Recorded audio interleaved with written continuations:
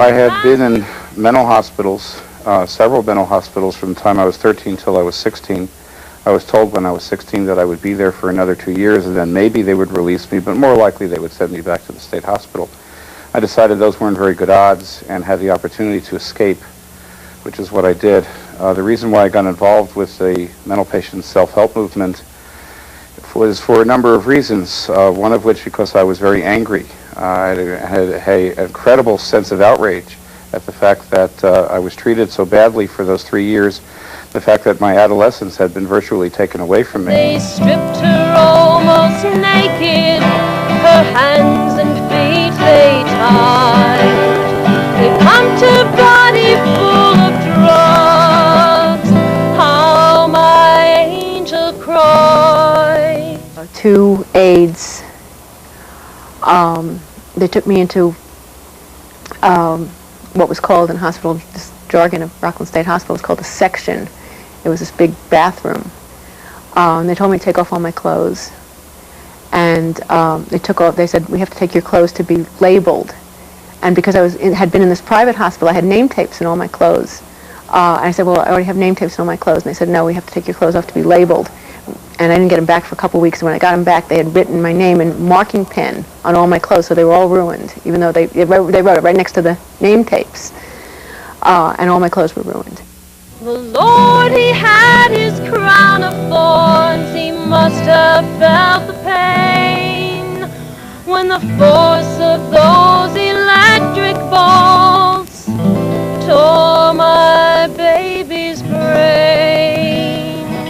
What happened to me was I was locked up by the psychiatric system. They said my state of mind was an illness, that I was diseased, that I would be sick forever, that I had to take these drugs that made me feel bad. They gave me shock treatment, left me broken.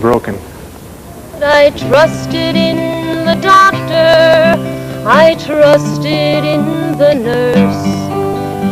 They said if they didn't have their way, things would get much worse.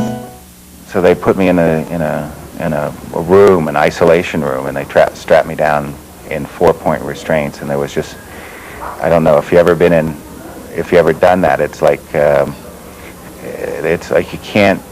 you can't even scratch yourself if you itch.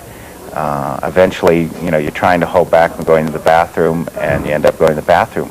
Now, they drugged me, so there was times when I wasn't even conscious, but there would be stretches. I'd be awake like 2 or 3 hours at a time, and it was just pure hell. But how can things be worse than this? It's for her good, they said. What kind of comfort is that for me? My family thought that they were paying for the best. He used the kinds of treatments that were years ago of beating the psychosis out of you. I always felt deep inside of me there was somebody they didn't know who they were doing this to, that I would get back, that they'd hear from me, that someday they would hear from me. I couldn't do it now. My mind was too confused. I was imprisoned, I was locked up, but I would be back.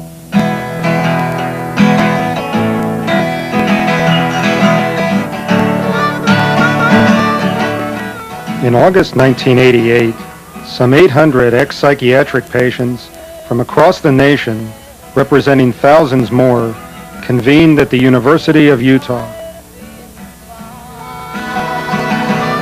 I don't know, I guess they get caught up in the stereotype that we can't think, we can't be intelligent because we're mental patients. Dr. Ed Knight is a featured speaker at the conference. He runs the Recipient Empowerment Project, a program of the Mental Health Association, New York State. The project has been responsible for starting scores of self-help groups across the state. What do they have in common?